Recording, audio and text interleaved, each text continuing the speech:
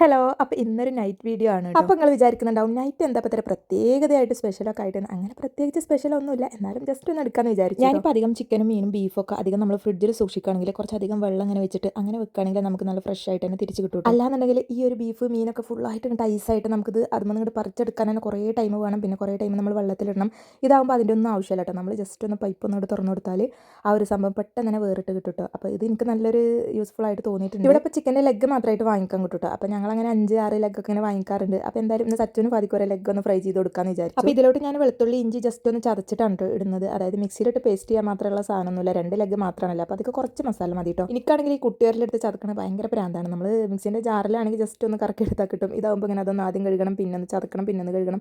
അങ്ങനെ ആകുമ്പോൾ എനിക്ക് ഭയങ്കര പണിയാണ്. മിക്സിൻ്റെ ജാറാകുമ്പോൾ അത്ര വലിയ കുഴപ്പം. അങ്ങനെ അതാ എല്ലാ ലെഗും ജസ്റ്റ് ഒന്ന് വരഞ്ഞു കൊടുത്തിട്ട് ഞാൻ മഞ്ഞൾ, മുളക്, അതുപോലെ ചിക്കൻ മസാല, ഉപ്പ്, ഈ ഒരു ചതച്ച് വെച്ച പേസ്റ്റും കൂടെ ആണ് ചേർത്ത് കൊടുക്കുന്നുണ്ട് കേട്ടോ. നമ്മൾ എയർ ഫ്രയറിലാണ് കേട്ടോ ഇത് ഫ്രൈ ചെയ്തെടുക്കുന്നത്, എണ്ണയിലൊന്നും അല്ല. അപ്പോൾ അതുകൊണ്ട് തന്നെ ഇതിൽ നമ്മൾ എത്ര മസാല കുറച്ചിട്ടാലും നല്ലപോലെ ഒരു മസാലേൻ്റെ കുത്ത് ഇങ്ങനെ വരും കേട്ടോ. പരമാവധി കുറച്ചാണ് ഞാൻ മസാല ഇടാറ്, എന്നാലും കഴിക്കുമ്പോൾ കുഞ്ഞാക്കാൻ മസാലേൻ്റെ ഒരു കുത്തുണ്ട്. ഇനി ഇഞ്ചി വെളുത്തുള്ളി ഒന്നും വേണ്ട, ജസ്റ്റ് പൊടികൾ മാത്രം ഇട്ടിട്ട് നമുക്കൊന്ന് ഫ്രൈ ചെയ്തെടുക്കണം എന്നൊക്കെ പറഞ്ഞു. അങ്ങനെ ഞാൻ ഒരു തവണ നോക്കിയിട്ടുണ്ട്, നല്ല ടേസ്റ്റ് ഉണ്ടായിരുന്നു. അങ്ങനെ അതാ നേരല്ലാത്ത നേരത്തെ ഫ്രിഡ്ജ് തപ്പിയപ്പോൾ ഒരു നാരങ്ങ പൊളിച്ചതുണ്ടായിരുന്നു കേട്ടോ. അപ്പോൾ അത് കൈപ്പുണ്ടോന്ന് നക്കി നോക്കി, എന്നിട്ട് മെല്ലെ അതിക്ക് ജസ്റ്റ് ഒന്ന് 2-3 തുള്ളാണ്ട് പിഴിഞ്ഞു കേട്ടോ. എന്നിട്ട് നല്ലപോലെ അങ്ങോട്ട് കുഴച്ച് മറിച്ചുകൊണ്ട് എടുത്തിട്ട് ഇനിയിപ്പോൾ നമ്മുടെ ഈ ഒരു പേപ്പർ വേണം, ഫോയിൽ പേപ്പറോ ബോയിൽ പേപ്പറോ എന്തോ ഒരു പേപ്പർ. ആ പേപ്പർ എടുത്ത് ഞാൻ ഇവിടെ ഒരു പാത്രത്തിൽ ഇങ്ങനെ ജസ്റ്റ് ഇങ്ങനെ വെച്ചിട്ടുണ്ട് കേട്ടോ. ഇനി നമുക്ക് ഈ ഒരു ചിക്കൻ്റെ ലെഗ് ഇതിലോട്ട് വെച്ച് കൊടുക്കണം. അപ്പോൾ അതിന് മുന്നായിട്ട് ഞാൻ ജസ്റ്റ് ഒന്ന് എണ്ണ ജസ്റ്റ് ഒന്ന് സ്പ്രെഡ് ചെയ്ത് കൊടുക്കുന്നുണ്ട് കേട്ടോ. അല്ലാന്നുണ്ടെങ്കിൽ നമ്മൾ വെയിലത്ത് വെച്ചിട്ട് ഉണക്കി വെച്ച പോലെ ആയിരിക്കും. കൂടുതലൊന്നുമില്ല, കുറച്ചുള്ളൂ കേട്ടോ. അല്ലെങ്കിൽ പിന്നെ നമുക്ക് എണ്ണയിൽ തന്നെ ഫ്രൈ ചെയ്തെടുത്താൽ മതിയല്ലോ. അപ്പോൾ അത് ജസ്റ്റ് ഒന്ന് ഇങ്ങനെ തടവി കൊടുക്കുകയാണ്. അതായത് അതിൻ്റെ ആ ഒരു സ്മെല്ലും ചെറിയൊരു ഇതൊക്കെ കിട്ടാൻ വേണ്ടിയിട്ടാണ്.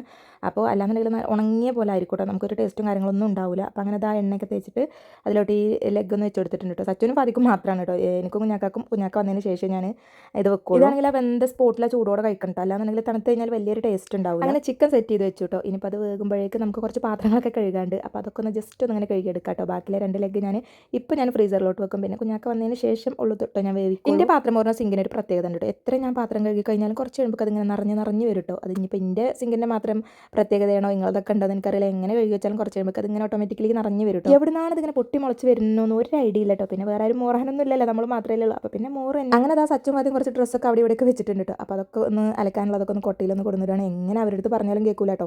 കൊട്ടയിലിടുക, അവിടെ ഇടുക, ഇവിടെ ഇടുക എന്നൊന്നും എങ്ങനെ പറഞ്ഞാലും കേൾക്കൂല. പിന്നെ കുറച്ച് ഉണങ്ങിയ ഡ്രസ്സൊക്കെ ഉണ്ടായിരുന്നു, അതൊക്കെ ഒന്ന് എടുത്ത് വെച്ചു. അപ്പോഴേക്കും നമ്മുടെ ചിക്കൻ ഇവിടെ ഏകദേശം ആയിട്ടുണ്ട്. ഇനി ഒന്ന് മറിച്ചിട്ട് കൊടുക്കണം കേട്ടോ, എന്നാലുള്ള 2 ഭാഗം ഒരേപോലെ വേവുള്ളൂ കേട്ടോ. അങ്ങനെ തിരിച്ചു മറിച്ചൊക്കെ വേവിച്ചു. സംഭവം അവിടെ സെറ്റ് ആയിട്ടുണ്ട് കേട്ടോ. അപ്പോൾ ഇനി അവർക്കുള്ള ഫുഡ് കൊടുക്കുകയാണ്. സാധാ ചോറനാണ്, അതിലോട്ടാണ് കേട്ടോ ഇത്. അപ്പോഴേക്ക് കുഞ്ഞാക്ക വന്നിട്ടുണ്ട്. ഒരു സർപ്രൈസ് കൊറിയർ ഉണ്ടെന്ന് പറഞ്ഞിട്ടാണ് വന്നത്. എവിടെ ഓപ്പൺ ചെയ്തപ്പോൾ ഇത് ഞാൻ തന്നെ ഓർഡർ ചെയ്ത സംഭവമായിരുന്നു. എന്താ ചെയ്യുക.